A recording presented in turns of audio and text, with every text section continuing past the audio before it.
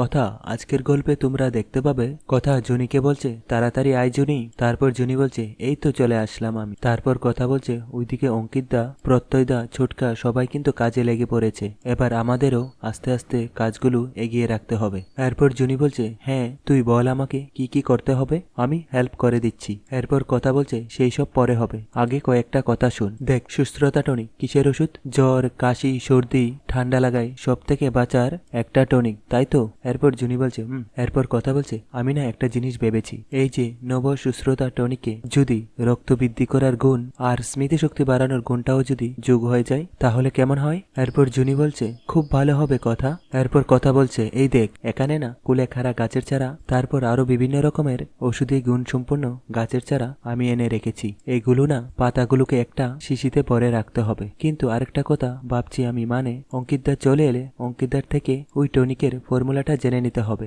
এরপর জুনি বলছে মানে তারপরেই তুই এই পাতাগুলোর ওর মধ্যে মিশাতে পারবি, তাই তো? কিন্তু সেসব তো ঠিক আছে কথা, আমি বলছি যে আগের টনিকের যে ফর্মুলাটা সেটা দরকার পড়বে না এইগুলো করার জন্য। এরপর কথা বলছে হ্যাঁ মানে পেলে তো ভালোই হতো, কিন্তু সনাতন বাবু ছাড়া কেউ জানেন না যে টনিকের ফর্মুলা কোথায় রাখা আছে। মানুষটা এতটাই বিশ্বাসী ছিলেন, আর দেখ ওনার কি পরিণতি হলো। এমন সময় সেখানে অগ্নি এসে বলে এসে গেছে এসে গেছে, গরমা গরম কফি এসে গেছে। জুনি টেবিলটা সরাও তো। তখন কথা বলছে কফি। এরপর অগ্নি বলছে হ্যাঁ কফি। তারপর কথা বলছে এই বিষ আমি খাবো না, আর জুনি তুইও খাবি না। তারপর অগ্নি বলছে কি কথা? অগ্নিকে বলছে আপনি খান। এরপর জুনি বলছে আরে কথা অগ্নিদা এত কষ্ট করে কফি নিয়ে এলো, এরকম করছিস কেন রে, খা না। তখন কথা বলছে আরে বাবা আমাদের কত কাজ করতে হবে তুই বুঝতে পারছিস না, এই কফি খেলে কেপিং বেড়ে যাবে, রক্তচাপ বেড়ে যাবে, আর মাথা কাজই করবে না। আর অগ্নিকে বলছে আপনি কেন এগুলো এনেছেন বলুন তো, নিয়ে যান। এরপর অগ্নি বলছে বলে নে, পুরোটা বলে নে, তারপর আমি বলছি। এরপর কথা বলছে আমার বলা হয়ে গেছে। এরপর অগ্নি বলছে হয়ে গেছে তো, এটা তোর ওই হার্বাল কপি, সেই খেজুরি বিজিয়ে রাখি যে বানাই সেইটা। যত সব ভালো করতে এলাম উল্টা চারটে কথা শুনিয়ে দিল, যত সব। রাগ করে এরপর অগ্নি একটু দূরে সরে যায়। এরপর কথা অগ্নি রাগ ভাঙাতে গিয়ে বলে পাচক মশাই শুনুন না, আমি বুঝতে পারিনি আপনি হার্বাল কফি এনেছেন, আমি ভেবেছিলাম ওই 20 কপিটাই। আর রাগ করে থাকবেন না পাচক মশাই, আমাকে ক্ষমা করে দিন না। এরপর অগ্নি বলছে প্লিজ আর ঢং করো না, আমার রাগ ভাঙাতে হবে না তোকে, থ্যাংক ইউ। এরপর কথা বলছে আচ্ছা বেশ রাগ করেই থাকুন, কিন্তু বলুন তো আপনি হঠাৎ করে আমাদের জন্য কেন কফি বানিয়ে আনলেন? এরপর অগ্নি বলছে এটা আবার কিরকম প্রশ্ন, আমি কাজ করলে তুই আমাকে চা কফি বানিয়ে দিস না, তাই ভাবলাম তোরা কাজ করছিস আমি 2টা কফি বানিয়ে নিয়ে এসেছি, সিম্পল। চারটে কথা শুনেই দিল আমায়। এরপর কথা বলছে পাচক মশাই আপনি কিন্তু খুব বড্ড ভালো মানুষ, জানেন তো মেয়েরা আপনার মতনই একজন স্বামী চাই, যারা তাদের কাজে সাহায্য করবে, তাদের যত্ন করবে, তাদের খেয়াল রাখবে, ভালোবাসবে। এরপর অগ্নি বলছে সেই মেয়েদের জন্য কফিটা বানালে ভালো হতো। এরপর কথা বলছে তারপর অগ্নি বলছে হ্যাঁ। এরপর অগ্নি জুনি আমি ভিতরে আছি, লাগলে ডেকে নিও, এই কথাটা বলে সেখান থেকে চলে গেল। আর এদিকে সাংবাদিক বলছে এবার আপনাদের সামনে তুলে ধরবো কিভাবে এই কলেজে টনিক তৈরির প্রস্তুতির কাজ শুরু হয়েছে। আর ছোটকাকে গিয়ে বলছে স্যার স্যার স্যার প্লিজ কিছু বলুন। এরপর ছোটকা বলছে দেখুন আমি একটাই কথা বলতে পারি যে গুহ ফার্মার কখনো মিথ্যে প্রতিশ্রুতি দেয় না, বলে আমরা যে প্রমিস করেছি কাজটা শক্ত হলেও আমরা সেই কাজটা করব, আমরা পিছে পা হব না। আমাদের বাড়ির ছেলে অঙ্কিত, আমার মেজদার ছেলের অঙ্কিত গুহ এই কলেজের বায়োকেমিস্ট্রি পড়ায়, তার ল্যাবেই আমরা নতুন সুস্থতা টনিকটার বানানোর কাজ করছি। আর সবচেয়ে বড় কথা যেটা, এমন সময় সেখানে প্রত্যয় আর ঋতুপর্ণা একটা বাক্সতে গুহ ফার্মার টনিকের ল্যাবের জিনিসপত্র নিয়ে আসছে। তখন প্রত্যয় বলছে দেখি দেখি দেখি আস্তে আস্তে, ভেতরে কেউকে প্রবেশ করতে দেবেন না। এরপর জিনিসগুলা রুমের মধ্যে রেখে প্রত্যয় লোকজনদেরকে বলছে থ্যাংক ইউ, ভেতরে আর কাউকে আসতে দেবেন না, ঠিক আছে? আর বাইরে থেকে দরজাটা বন্ধ করে দাও। এরপর ঋতুপর্ণা প্রত্যয়কে বলছে কি ভালো অভিনয় করলেন আপনি। এরপর প্রত্যয় বলছে কি আমি? এরপর ঋতুপর্ণা বলছে মনে হচ্ছিল সত্যি এতে জরুরি জিনিসপত্র আছে। এরপর প্রত্যয় বলছে যা আমি আবার অভিনেতা নাকি, আমি তো পুলিশ, আর তাছাড়া আপনি সঙ্গে থাকলে ভেতর থেকে ন্যাচারালি বেরিয়ে আস আর কি। আচ্ছা আমরা তো এখন মাঝে মধ্যে এখানেই ছল করতে আসবো, তো আমরা এখানে একটু বসে গল্প টল্প করে নেব মাঝে মাঝে একান্তে। এরপর ঋতুপর্ণা লজ্জাবে বলে ধ্যাত। এরপর একজন ভিতরে এসে বলে অঙ্কিত স্যার আমাদেরকে এখানে থাকতে বলেছিলেন, আমাদের আজকে ডিউটিতে থাকতে বলেছিলেন, কি লাগবে বলবেন শুধু আমাদেরকে। এরপর প্রত্যয় বলছে ঠিক আছে আমরা জানিয়ে দেব, থ্যাংক ইউ সো মাচ। এরপর সেখান থেকে একজন মেন্ডিকে ফোন করে বলে আপনার আন্দাজি ঠিক, এই কলেজের ল্যাবেই টনিক বানাবে। এরপর মেন্ডি বলছে আমি এখনো গুহদেরকে চিনি একেবারে হাতের তালুর মতন। এরপর মেন্ডি কলটা রেখে বলে আমি নিজে ল্যাবের ভেতরে গিয়ে সবটা বেচতে দিয়ে আসব, যতবার নতুন নতুন করে কিছু বানানোর চেষ্টা করবে ঠিক ততবার নষ্ট করে দেব। আর এই করে করে 7 দিনের যে চ্যালেঞ্জ সেটাও নষ্ট হয়ে যাবে গোবর দেবী। এরপর মেন্ডি গায়ে চাদর উড়িয়ে সেই কলেজে চলে আসে আর পুলিশ সেখানে ঘুমিয়ে পড়ছে। তারপর পুলিশ যখন নড়াচড়া করে তখন মেন্ডি বসে পড়ে আর মনে মনে বলে পাহারাদারও রেখেছে বটে, বসে বসে ঘুমোচ্ছে, তবে এতে তো আমারই ভালো। এরপর মেন্ডি রুমের মধ্যে ঢুকে দরজা লাগিয়ে দেয় আর বলে উফ, এত সহজে আমি ঢুকে পড়তে পারবো আমি তো কখনো ভাবতেই পারিনি। এবারে সবটা জাস্ট লন্ডভন্ড করে দেব। এরপর মেন্ডি সবকিছু দেখে বলছে এই সবগুলো তো আনইউজ। ও গড, খুব কাজ এখনো শুরু হয়নি। তাহলে তো ওরা সব কাজ ছেড়ে বাক্সত, এই বাক্সতেই মনে হয় রেখে গেছে। এরপর মেন্ডি বাক্সগুলা দেখে বলছে এটাও ফাঁকা, আমি কিচ্ছু বুঝতে পারছি না কি হচ্ছে, এটা মনে হচ্ছে কোনো কাজই শুরু হয়নি। এরপর ওরা কি করে 7 দিনের মধ্যে সবটা বানাবে কি করে? এরপর মেন্ডি বলছে ও মাই গড, এই সবটা তাহলে আই ওয়াশ ছিল, এখানে আদৌ কোনো কাজ হয়নি, সবটাই বোকা বানানোর জন্য। না না না না, কিছু একটা করতে হবে। এরপর মেন্ডি তার চাদরটা গায়ের মধ্যে উড়িয়ে সেখান থেকে চলে যাচ্ছিল। এমন সময় একজন বলছে কে ওখানে? এরপর মেন্ডি সেখান থেকে পালিয়ে যায়। এরপর প্রত্যয় অগ্নিকে গিয়ে ডাকছে আর বলছে ব্রো। এরপর অগ্নি বলছে কি হয়েছে? এরপর কথা বলছে কি হলো প্রত্যয় দা? এরপর প্রত্যয় বলছে এই তো কথা, তুমি একদম ঠিক ছিলে, আমরা যে চালটা চেলেছিলাম আজকে সেই ফাঁদে একজন অলরেডি পা দিয়েছিল, বাকি ধরা পড়েই গিয়েছিল, একটুর জন্য পালিয়ে গেছে। এরপর অগ্নি বলছে পালিয়ে গেছে মানে? তখন কথা বলছে দেখলে তো, আমি বলেছিলাম না শত্রুরা আবার আঘাত করার চেষ্টাই করবে। এরপর প্রত্যয় অগ্নিকে বলছে বুঝতে পারছিস না তো? তখন অগ্নি বলছে না, কি হয়েছে? এরপর প্রত্যয় বলছে আক্কির কলেজের ল্যাবে আজকে একজন ঢুকেছিল, চিৎকার চেঁচামেচি শুনে পালিয়ে গেছে, একটুর জন্য ধরা পড়িনি। এরপর কথা বলছে আচ্ছা শোনো না, আমরা ওখানে একবার যাই, গিয়ে দেখি। এরপর প্রত্যয় বলছে আমি তো সেটাই বলতে এলাম, তোমরা যাবে এখন? এরপর অগ্নি বলছে হ্যাঁ যাবো, দাঁড়া আমি একটু রেডি হয়ে আসছি। এরপর কথা বলছে আমাদেরকে জানতেই হবে এই কাজটা কে করেছে। আর এদিকে মেন্ডি কলেজ থেকে পালিয়ে রাস্তায় চলে আসে। এরপর মেন্ডি প্রমিতকে ফোন করে বলে প্রমিত, আমি কোনো মতে ছুটে ল্যাব থেকে বেরিয়ে এসেছি, তুমি প্লিজ এখানে তাড়াতাড়ি চলে এসো, আমি তোমাকে লোকেশন সেন্ড করছি। এরপর সেখানে প্রমিত এসে মেন্ডিকে বলছে মেন্ডি তোমাকে কেউ দেখে ফেলেনি তো? তারপর মেন্ডি বলছে আরে না, এতটা বোকা নয় আমি, চাদর মুড়িয়ে দিয়েছি আমি। এরপর প্রমিত বলছে তোমাকে আমি কতবার বলেছি যখন এই কাজ করবে সাবধানে করবে, আর একটু হলে তুমি ধরা পড়ে যাচ্ছিলে, মানে হোয়াট আর ইউ ডুইং? নিজেও ধরাটা পড়বে আর আমার গেমেরও 12টা বাজাবে। এরপর মেন্ডি বলছে আরে বাবা শোনো তো, আমার কাছে একটা বড় খবর আছে। এরপর প্রমিত বলছে কি? এরপর মেন্ডি বলছে ওরা এই লেবে কিছুই করছে না, it is just an eye wash. মেন্ডির মুখে এই কথাটা শুনে প্রমিত বলছে হোয়াট মানে? এরপর মেন্ডি প্রমিতকে বলছে কলেজে গিয়ে যে সে কি দেখেছে, আর বলছে বাট আমার কাছে প্রশ্ন হলো যে ওরা যখন কিছুই করছে না তাহলে পুলিশ প্রোটেকশন দিয়ে কি করছে? এরপর প্রমিত আসছে আর মেন্ডি বলছে Mendi you are so fool, ওরা সবাই বোকা বানাতে চায়, পুরো ব্যাপারটা যাতে বিশ্বাসযোগ্য বলে মনে হয় ওটাই করেছে।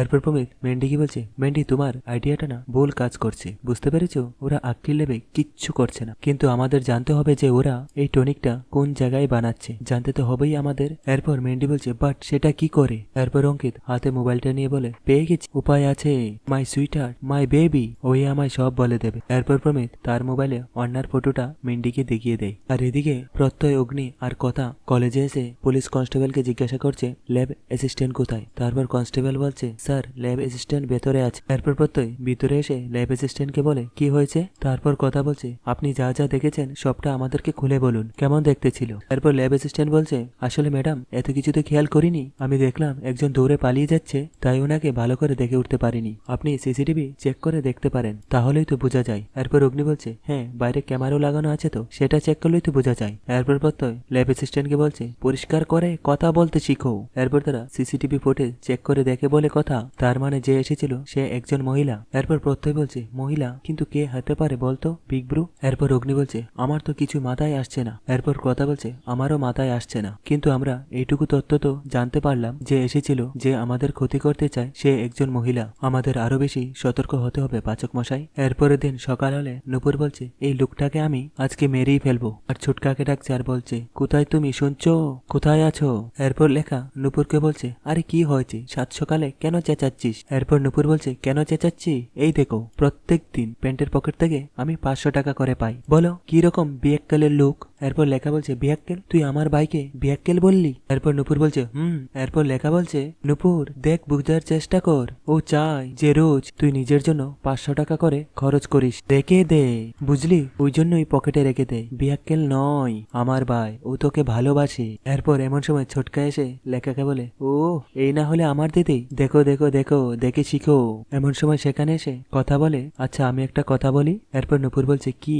এরপর কথা বলছে, ছোটবেলায় মামি আমাদের কাছে গল্প করতো। ধরো মামা মামির মধ্যে অনেকদিন ধরে মন কষাকষি চলছে, অনেকদিন ধরে কোনো কথা হচ্ছে না, তখন মামা কি করতো জানো? তখন ছোটকা বলছে না। এরপর কথা বলছে, বলছি শুনো না। তখন মামা যে জামা কাপড়গুলো কাচতে দেবে তার প্যান্টের পকেটে চিরকুটে লেগে রাখতো, আমায় ক্ষমা করে দিও। আর তারপর মামি কি করতো জানো? মামি ওই জামা কাপড়গুলি কেচে ইস্ত্রি করে আরেকটা চিরকুটে লিখে রাখতো, ক্ষমা করে দিলাম। এই কথাটা শুনে সবাই বলছে বাহ, দারুণ ব্যাপার। এরপর কথা দেখতে পেল যে জুনি মিষ্টি স্মাইল করছে, আর জুনিকে গিয়ে বলছে, কিরি একা একা হাসছিস যে, তুইও কি চাইছিস অঙ্কিত দা তোর জন্য কিছু চিরকুটে লিখে রাখুক? এরপর জুনি বলছে, কোথায় কিছু নেই, কোথায় থেকে এসে আমাকে নিয়ে পড়লো। এরপর লেখা কথাকে বলছে, এই কথা তুমি যাবে না, তোমার দেরি হয়ে যাচ্ছে না? এরপর কথা বলছে, হ্যাঁ কিন্তু আগে জলখাবারটা বানিয়ে নিই। তখন জুনি বলছে, আমরা আছি তো এতগুলো লোক, আমরা সবাই মিলে জলখাবারে রান্নাবান্না সব দেখে নেব। কথা তুই এখন শুধু টনিকের দিকে মন দে, আর কি কি অ্যাড করবি টনিকটাতে সেটা নিয়ে ভাব। এরপর কথা বলছে, সেই সব তো আমি ভাবছি রে, কিন্তু অন্য আরেকটা কথা আমাকে বড্ড বাবাত, আমাদের এত বড় সর্বনাশটা কে চাইলো, কে আমাদের পুরোপুরি শেষ করে দিতে চাই। এরপর ছোটকা বলছে, যেই হোক কথা সে কিন্তু খুব সর্বনাশী লোক, তুমি দেখো আমাদের ধনে পানে মানে সব দিক থেকেই মারতে চাইছে। এরপর কথা বলছে, ঠিক বলেছ, আমাদের বাড়ি কেড়ে নিতে চাইলো, মান সম্মান ডুবিয়ে দিতে চাইলো। ছোটকা আমাদের কিন্তু লড়তেই হবে, যোগ্য জবাব ওদের দিতেই হবে। এরপর লেখা এনিকে সকাল সকাল বেলায় ঘুম থেকে উঠা দেখে ছোটকাকে বলছে, এই ভাই সূর্য আজকে কোন দিক দিয়ে উঠেছে রে, দেখ দেখ, আমাদের অর্ণা কুমারী সাত সকালে নিজেই বাবা যায়। এরপর নুপুর বলছে, তাই তো দেখছি, এত সেজে গুজে কি ব্যাপার রে, কোথায় যাচ্ছিস? এরপর ছোটকা বলছে, তোমরা না সত্যি কোনো বুদ্ধি শুদ্ধি নেই, আরে সাজগুজ করলে তার জন্য কোথাও যেতে হবে নাকি? এরপর অর্ণা বলছে, এক্স্যাক্টলি, তুই একমাত্র আমাকে বুঝিস ছোটকা, আর বোঝাতো পিসিয়া কাকিয়াদেরকে। এরপর ছোটকা বলছে, কেউ তো আসতেও পারে।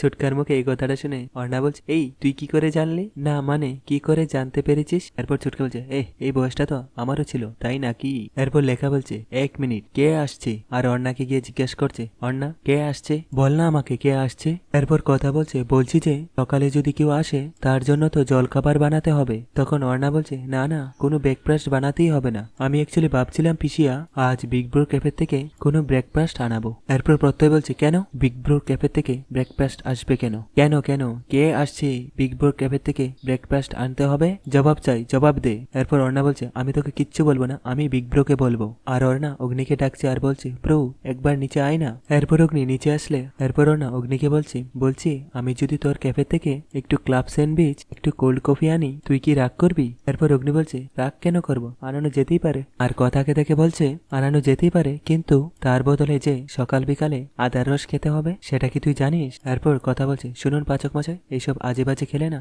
আদার রস খেতেই হয়। এরপর অগ্নি বলছে, খেতে হবে, সেটাই বলছিলাম, খেতে হবে। এরপর ছোটকা বলছে, আচ্ছা ঠিক আছে, আমি বলছি যে কে আসছে সেটা একটু বল না রে। এরপর অর্ণা বলছে, আসলে কালকে রাত্রেবেলা প্রমিত ফোন করেছিল, এমনি ফোন করে বলেছিল যে আজকে সকালবেলায় উনি আমাদের বাড়িতে আসবে, ওই জন্যই আর কি। এমন সময় সেখানে প্রমিত এসে বলে, গুড মর্নিং এভরিওয়ান। এরপর প্রমিতকে দেখে অগ্নি বলছে, কি ব্যাপার সকাল সকাল? তারপর প্রমিত বলছে, কেন বন্ধুর বাড়িতে আসতে পারি না নাকি? এরপর অগ্নি বলছে, আরে না না, অফকোর্স আসতে পারিস। এরপর প্রমিত বলছে, ওয়েট ওয়েট ওয়েট, তোদের সবার জন্য সারপ্রাইজ আছে। এরপর প্রমিত সবার জন্য একটা গিফট নিয়ে আসে। এরপর প্রমিত সবাইকে গিফট দিয়ে অগ্নিকে বলছে, আচ্ছা আমি একটা কথা বলছিলাম অগ্নি, বলছি শোন না, আজকে সন্ধেবেলা আমার বাড়িতে মানে আমার ফ্ল্যাটে আমার একমাত্র আত্মীয় বুয়া চণ্ডীগড় থেকে আসছে, আর এদিকে তোরা কোর্ট থেকে সাকসেসফুলি তোরা ড্রেস গিফট পেয়ে গেছিস, তো আমি ভাবছিলাম যে সেই উপলক্ষে আমার ফ্ল্যাটে একটা ছোটা সা পার্টি তো বানতা হয়। এরপর অগ্নি বলছে, পার্টি? এরপর কথা বলছে, আমরা সবটা ভালো করে মিটে নিতাম তারপরেই।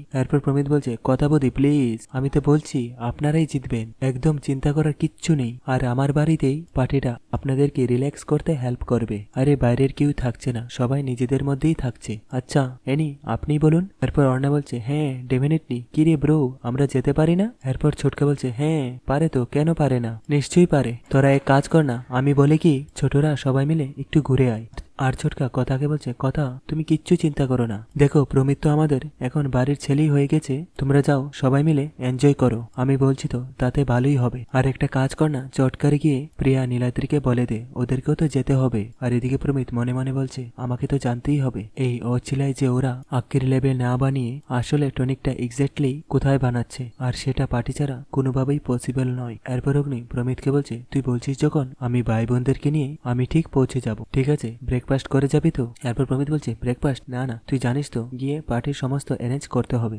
এরপর প্রমিত সবাইকে বলছে, বাই এভরিওয়ান, এই বলে প্রমিত সেখান থেকে চলে গেল। এরপর সন্ধ্যা হলে সবাই পার্টির জন্য রেডি হচ্ছে, তখন কথা ব্লাউজের ফিতাটা বাঁধতে পারছে না। এরপর অগ্নি এসে কথার ব্লাউজের ফিতা বাঁধতে যাবে, তখন কথা বলছে, আমি করে নিচ্ছি। এরপর অগ্নি বলছে, দেখতে পাচ্ছি কতটা করছিস তুই। এরপর অগ্নি যখন ব্লেজারটা পরতে যাবে তখন কথা বলে, আমায় দিন। আর তাদের দুজনকে দেখে প্রত্যয় বলছে, কি মিষ্টি লাগে এদের দুজনকে। আর মনে মনে বলছে, আমাকে কেউ ব্লেজার পরিয়ে দেয় না, ধুত ভাল লাগে না। তো বন্ধুরা, আজকের পর্বটি এখানেই শেষ হয়ে গেল।